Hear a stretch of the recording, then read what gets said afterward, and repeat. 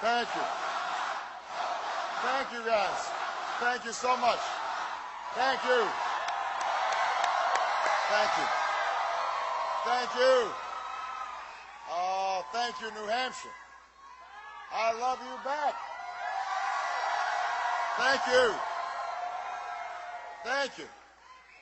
Well, thank you so much. I am still fired up and ready to go.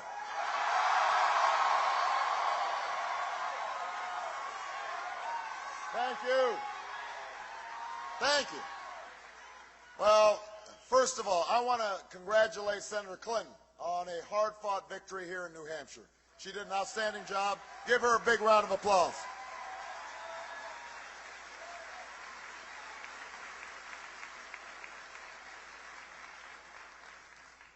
You know, a few weeks ago, no one imagined that we'd have accomplished what we did here tonight in New Hampshire. No one could have imagined it. For most of this campaign, we were far behind. We always knew our climb would be steep. But in record numbers, you came out and you spoke up for change. And with your voices and your votes, you made it clear that at this moment, in this election, there is something happening in America.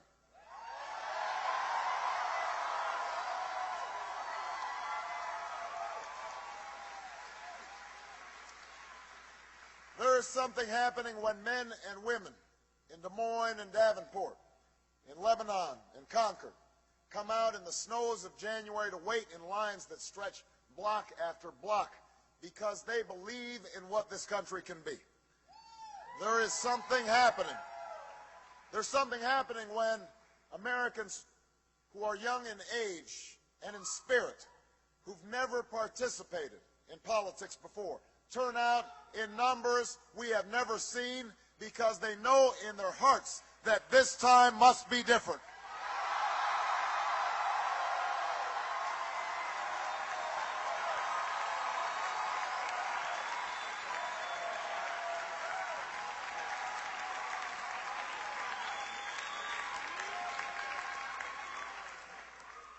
There's something happening when people vote not just for party that they belong to, but the votes, the hopes that they hold in common.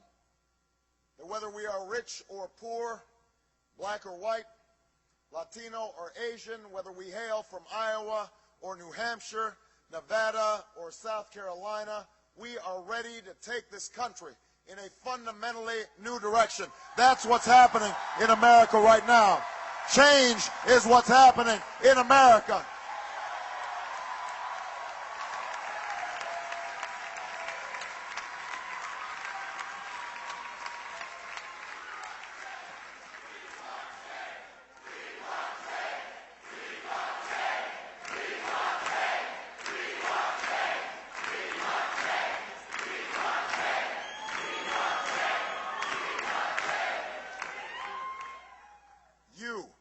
All of you who are here tonight, all who put so much heart and soul and work into this campaign, you can be the new majority who can lead this nation out of a long political darkness.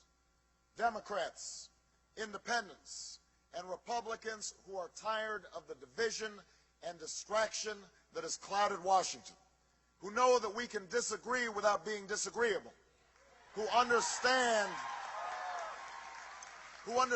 that if we mobilize our voices to challenge the money and influence that stood in our way and challenge ourselves to reach for something better, there is no problem we cannot solve. There is no destiny that we cannot fulfill. Our new American majority can end the outrage of unaffordable, unavailable health care in our time. We can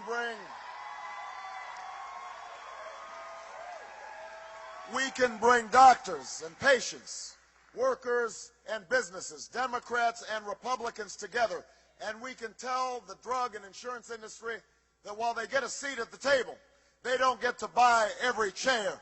Not this time. Not now.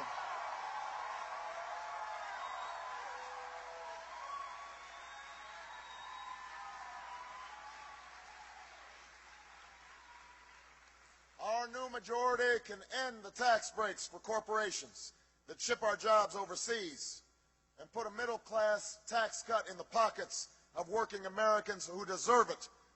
We can stop sending our children to schools with corridors of shame and start putting them on a pathway to success. We can stop talking about how great teachers are and start rewarding them for their greatness by giving them more pay and more support. We can do this with our new majority.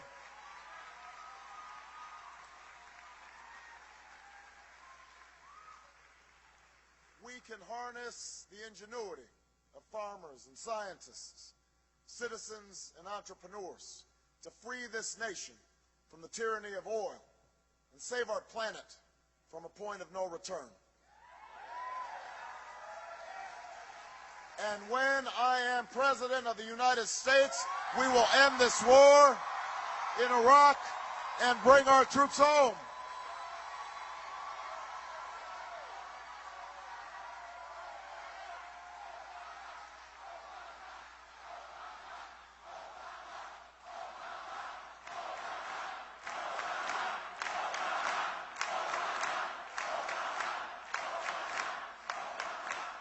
We will end this war in Iraq. We will bring our troops home.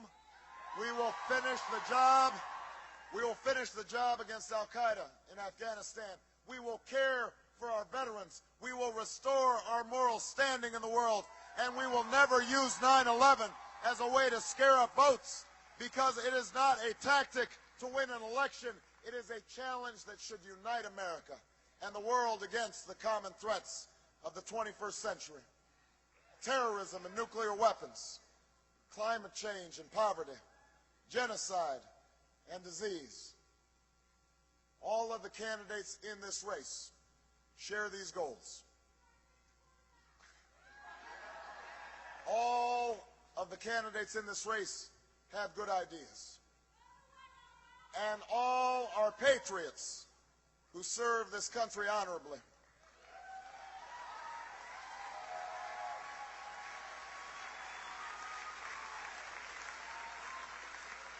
But the reason our campaign has always been different, the reason we began this improbable journey almost a year ago, is because it's not just about what I will do as president.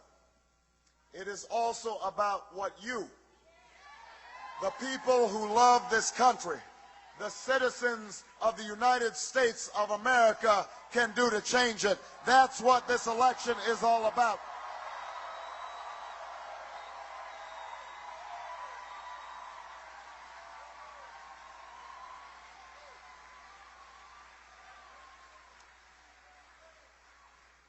That's why tonight belongs to you. It belongs to the organizers and the volunteers and the staff who believed in this journey and rallied so many others to join the cause.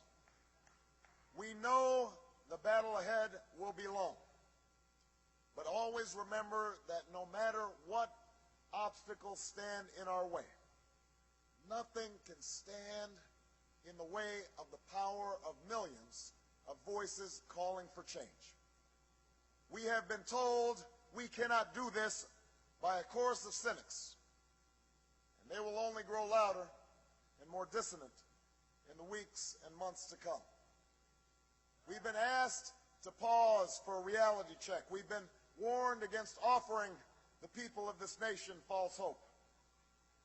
But in the unlikely story that is America, there has never been anything false about hope.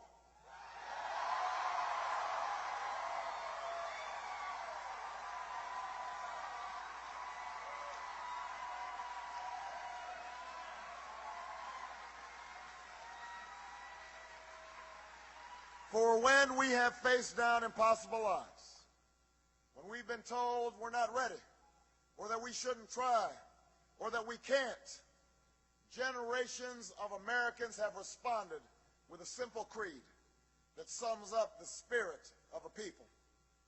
Yes, we can. Yes, we can. Yes, we can. Yes, we can.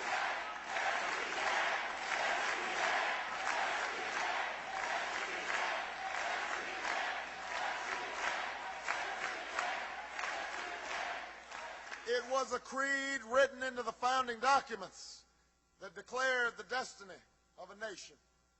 Yes, we can. It was whispered by slaves and abolitionists as they blazed a trail towards freedom through the darkest of nights. Yes, we can. It was sung by immigrants as they struck out from distant shores and pioneers who pushed westward against an unforgiving wilderness. Yes, we can.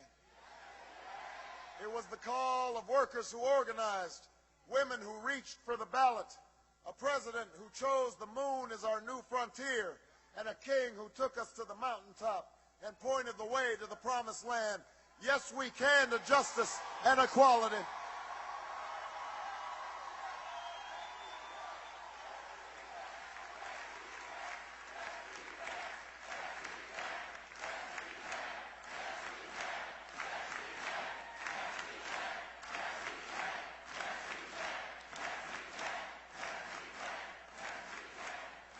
Yes, we can to opportunity and prosperity. Yes, we can heal this nation. Yes, we can repair this world. Yes, we can. And so tomorrow, as we take the campaign south and west, as we learn that the struggles of the textile workers in Spartanburg are not so different than the plight of the dishwasher in Las Vegas, that the hopes of the little girl who goes to the crumbling school in Dillon are the same as the dreams of the boy who learns on the streets of L.A. We will remember that there is something happening in America, that we are not as divided as our politics suggest, that we are one people, we are one nation, and together we will begin the next great chapter in the American story with 3 words that will ring from coast to coast, from sea to shining sea. Yes, we can. Thank you, New Hampshire. Thank you.